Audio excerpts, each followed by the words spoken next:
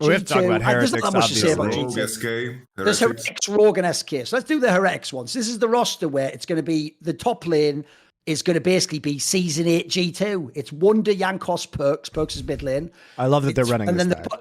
And then the bot lane is Flackhead and Kaiser. Now, the coach, remember, is Mad Lions former Peter Dunn. So I will say, even the questionable name, which is Kaiser, was the guy who had his best time ever under Peter Dunn. There's actually the joke is, by the way, Kaiser, look at some of the players in the LEC, mate. I like you, but you're only here because you have Peter Dunn privilege. I hope you know that. I hope you check your privilege, my friend. You have entitlement due to Peter Dunn. Like, if it wasn't like, how are you here, mate? How are you here and Trimby isn't? I'm just saying that. I'm just going to put that out there. How are you in the league? And then, by the way, there was some people trying not to sign Hillesang this offseason. So, fucking hell, this is a wild world. So, I think this lineup, look, spoiler, you know that thing I did with Upset? Oh, yeah, he's going to do it again with Perkz. I think, actually, this lineup's going to be good. I think this lineup's going to be a top lineup. First of all, I actually think the top side of the map is fire. Because as you saw, this is why I told everyone when he went to Fnatic, if you think Wunder is shit now after G2, you don't understand League of Legends. You definitely don't understand top lane. Like I was saying about Doublelift in the intro, this guy has prodigy level evergreen mechanical skill, and he has the fucking Soaz thing, Monty, where he can just first time champions because he doesn't do it like I have to play 50 solo queues and learn the no, he just theory crafts how it will work, and he can do it in the game. He can actually execute his vision. I think he's a fucking fabulous player, and even though he was putting in mad hours, as you'll see in my Reflections interview with him that I released earlier, he absolutely, by the time, dude, the joke is, if I'm Fnatic, I would have been like, Oscar, and can you pretend your hand's still injured so we can take Wunder to Worlds? Because, mate, he was looking fucking good in that finals. He took them to the finals of LEC and then took them to Worlds. Like, this guy was fucking He did only play Renekton and Ornn, but yeah. So what? But, like, I think that he did well under the circumstances. Obviously, he was like emergency called up and didn't have time to get into form. But I think what he showed is that he still has that kind of elite game sense that he's always had that you're referring to. And that he should be able to get back into form, one would think, with a longer timeline to prepare during the offseason. Like, I'm very bullish on Wunder, and I think he did a great job given the circumstances, but he wasn't as elite, obviously, as he has been previously. He only has to be compared to Oscar and him. I didn't hear you fucking bigging him up earlier. So I just said he's better than him, though, isn't he? And on fucking like 2 weeks' notice. Give me a break. Anyway. In my mind, I think... Come on, give me the Wunder take. Come on. Wunder, on my mind, I think, on paper, like, I was surprised in 2022 that we could grab Wunder to Fnatic, you know? It's like, the whole situation that we managed to grab Wunder in that off-season was crazy to me. Like, I don't understand that any team would ever go into an off-season and think to yourself, like Wunder should be a player that you pursue naturally. Like, I think Wunder can be viewed in a similar light in some shape or form. Like just a level of pedigree, and just in terms of the reputation he has as a teammate, as a professional. You know, it's like G2 like to meme the whole thing, but in terms of, you know, the effort that he puts into a team and the level that he can bring to the table, absolute machine. I am like competing against Heretics. You know, the main thing that I'm looking at, you know, it's like in terms of just the upgrade they've made. Heavy to Wunder, like already that is like a rocket ship. You know, that's in itself a massive upgrade. I think Wunder is a fantastic player. I think that like in a lot of cases, I think very undervalued for what he can do. And I think that in the run that he had with Fnatic, he had like 1 week to prepare. He walked me through like what he did. And, you know, he made sure that he isolated himself on very specific blind picks. So he was ready for all the matchups. And, you know, I think more than anything, what Wunder highlighted is the flow of top lane in Europe. And the fact that Wunder managed to highlight that in the span of a week of preparation showcases the problem of the LEC and also showcases what Wunder is capable of. So it's like if Wunder's playing, I think this is a player that you always look out for. I think that he's a fantastic addition to any team. I mentioned before, like if G2 wanted to make an upgrade on top, it would have been Wunder. Yes. If people don't know, another detail he revealed in his reflections with me is the 1 year everyone tells you he was shit in G2 2021 was the year where they just forced him to play X amount of solo queue games immediately after scrims. And he is one of the rare players who actually says that makes him worse at the game. Like he said he could have even had a quarter, just tell him to play X per week, and that's fine. But because he had to do it right after, it was shit. He said it just burned him out, basically, just made it terrible. And that's the one time he was ever bad. Then look at the rest of the roster. Jankos is so fucking good.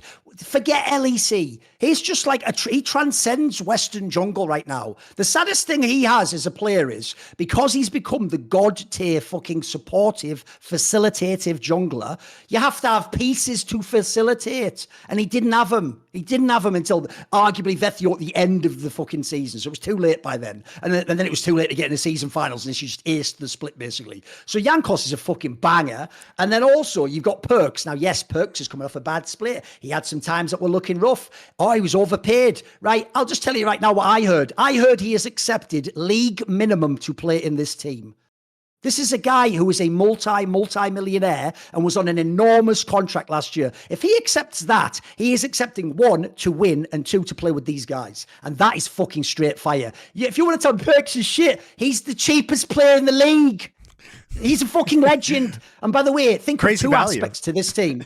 You have 1, a top side that already played together and went to semis of Worlds. 2, the top side has 3 players who each have a reputation for being incredible at macro and how to win the game from their role. And then think about how Season 8 G2 operated. You just had the safe bot lane who knows they aren't the star of the show. Flackhead's best qualities, he knows he's not fucking upset. And Kaiser, like I told you, fucking mad. Peter Dunn better be fucking turning him into Blanca out of Street Fighter. He'll be working on him. So long as that bot, essentially, Kaiser, just don't die. That's it. You don't even have to do anything. This bot lane goes even. This is the Perkz run back. He's motivated now. This is the more. Listen. And starting now, I believe in Perkz again. Wait, like, give me another chance. All right, starting now, because I'm never, if you don't understand, players like that, until I know they're done behind the scenes, I'll never give up on them. Because they have this impossible ability to bounce back. And even though he played bad, his understanding of the game, just go and ask any people who played it, is fucking insane. Well, this guy just has a mind foul to win League of Legends.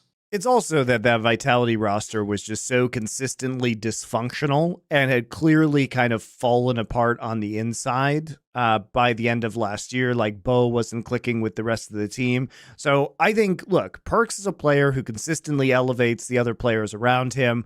People were memeing on him in NA until he, actually did work with Cloud9 at the World Championship, did pull off some very important clutch plays to provide them a title as well. So, I think it's been rough since Perkz came back to Europe. And give him LeBlanc Slate, guys. LeBlanc Slate. But I think the reunion's looking good. And if we are going to criticize him on Vitality, we have to criticize the synergy he had with Bo. And the synergy he had with Jankos should not be an issue, right? It shouldn't be an issue. And Jankos was maybe the best jungler in LEC for good portions of last year, even though he was not on an overall very good roster and had very little to work with in lanes. And as for Wunder, look, an informed Wunder is still going to do work in the top lane because the top lane pool of Europe is incredibly weak. It's incredibly weak, guys. Wunder should be able to slot in and be a top half top laner virtually instantly. By the way, I also low-key do love that fucking... Normally, I don't go on the K-pop angle. It's not really my style, believe it or not, Yamato. But I do actually love the out-of-game relationship between Jankos and Perkz, where they're on some sort of, are you ready? Like old-school Top Gun, like Iceman and Maverick shit, like, you're dangerous, Maverick's like, yeah, I am. But then at the end, you all team up and beat the Russians, don't you? The MiGs. You just take them all down. So I just love that whole vibe. And also, if you don't know, what's awesome is Wunder and Perkz, this is what's awesome when they're solo lanes, have like an awesome dynamic themselves that's a bit like Bjergsen and Doublelift. So if people don't know, back in the day, I had Doublelift on, I think it was on Narrative Wake with Kelsey back when she was a thing.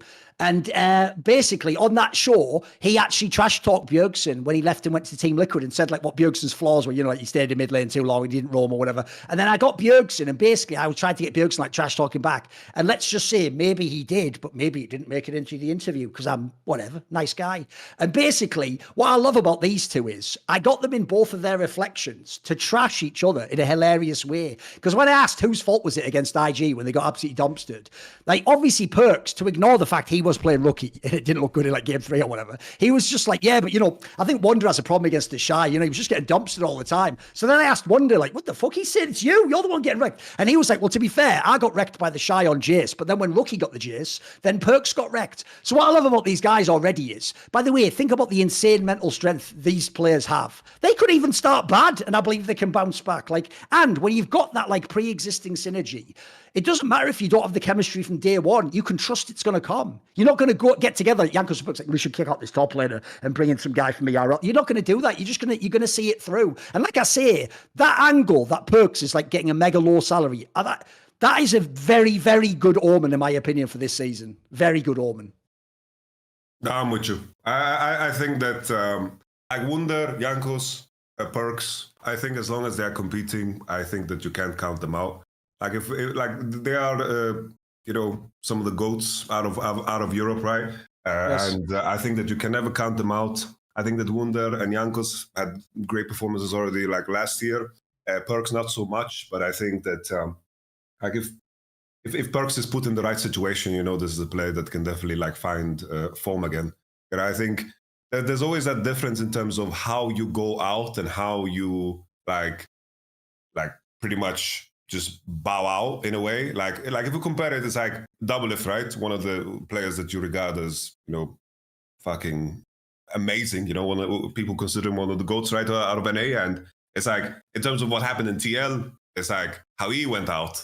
Like the mentality protruded through the messaging of all that. It's like, spring doesn't matter. Fuck this shit. It's like, whatever. It's like, that is... I've never gotten the energy of Perkz, Jankos, or Wunder. It's like they want to compete.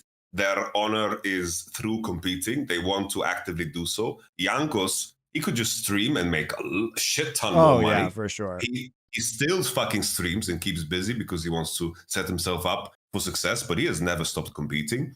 Wunder the same. He just wants to fucking compete. He wants to, I know some of the offers that Wunder has gotten over his lifetime, and he has never ever chased the money. He could have fucking cashed out many fucking times. He could have gone to Cloud9 this season. I'm pretty sure this split. Season, I think he got an offer from Cloud9, which totally makes sense. By the way, it would have been a great pickup for Cloud9. And it's like in that conversation, right? It's like, if you go to C9, I think that if you go to C9, it's with the intention of staying in North America forever. And I think in his mind, he's like, I'm going to go for Team Heretics this year, and I'm going to work my way up. Like, I want to fucking be on the best team out of Europe and fucking compete again, right? And I think that mentality, and in terms of what their history is, and in terms of what they've showcased, just that top side in itself is going to be fucking dangerous. Perkz has some element of needing to prove a little bit more, but I think he's capable. I think Kaiser on the other side that didn't perform well, I think he has a lot more to prove. And I think that's where, always when you have players playing on dysfunctional teams, I think that's where you need to look back and look at the characteristics of what they've done so far and what the potential is. Because I think this is always the case. Like as we mentioned with BDS, it's like they valued their World Championship run very, very hard in terms of how they evaluated their players. And it's like in terms of how you walk into an off-season, as I mentioned, 2022, I was very surprised that Wunder didn't have super much interest from teams because people looked at 2021 and thought, oh, Wunder is worse now. But in reality, this was like such a fucking blessing of a pickup for us. I said from day one, Wunder is our priority. We need to get him. And G2 didn't want to give him off to Fnatic at the time. And then eventually that happened, right? But I think that just in terms of how people evaluate players based off of play in terms of rosters, I think sometimes is a little bit too heavy-handed. So I think this roster as a whole is exciting. And I think this is a team that will actively compete. It's like the standard is already like they're going to reach top 6 no matter what. And they will go even further probably. By the way, I know we've got 2 more teams to go, but I just want to talk a little bit of shit on people in the community, for a change. So what I thought I'd say is this. If these journalists are insiders in the scene and they know everything that's going on, why do they only report rumoured roster moves? Why don't they know what I'm dropping here? Why don't they know salaries of players? Why don't they know why people were kicked or who they were support? Why don't they know these things? That's right, because I know the players. You just know agents. You know managers. You know friends of a friends. You know people who saw them in a server or heard about a duo queue. You know fucking rumour. You know nothing, mate. You know nothing, Jon Snow. You know nothing, fucking Wooloo Snow. You know nothing. So there, get on my level. I'm not even fucking trying. I'm fucking around and doing your job and doing it better than you. And I actually report real stuff. I don't just listen to an agent and then have no other source and report that. A few weeks. Almost like the agents are manipulating the press. Weird how that works.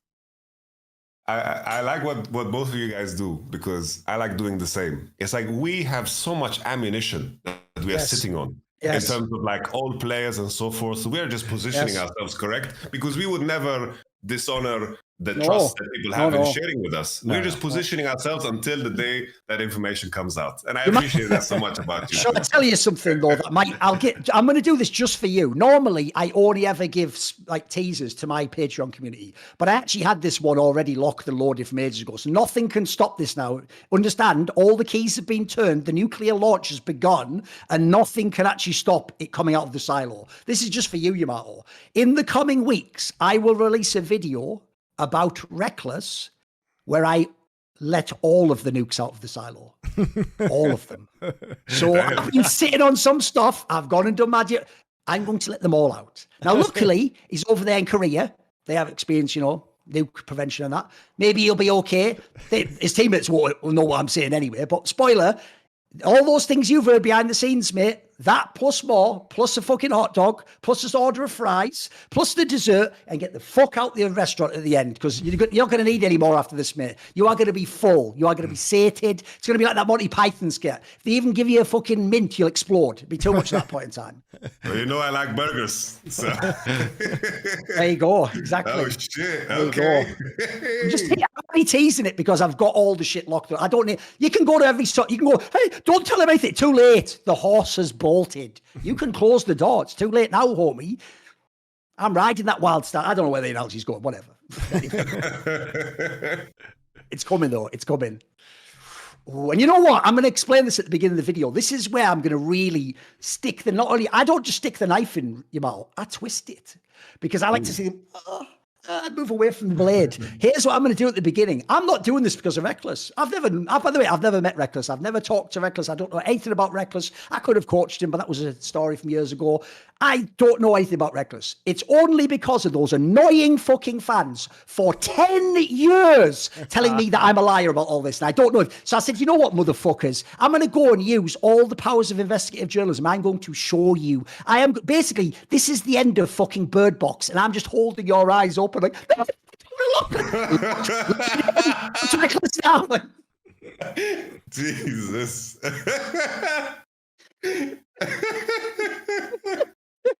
I'm going to make you look. Yeah, exactly. Shit. This is the best Thorin. Is this the He's right way to split the character assassin Thorin? Oh, I love the character assassin Thorin. I am that guy, Yamato, where like in peacetime, I'm not that useful, mate. I just chill around, who's the top 10 players of all time. when the war drums start beating, I just get out my fucking machete, I get the fucking musket, I get like the fucking armor on. It's like, let's go. Let's fucking go. All right. I'm excited. See more cool, funny, interesting clips based on topics from my content? Well, subscribe to this channel then, or, be a pleb and don't.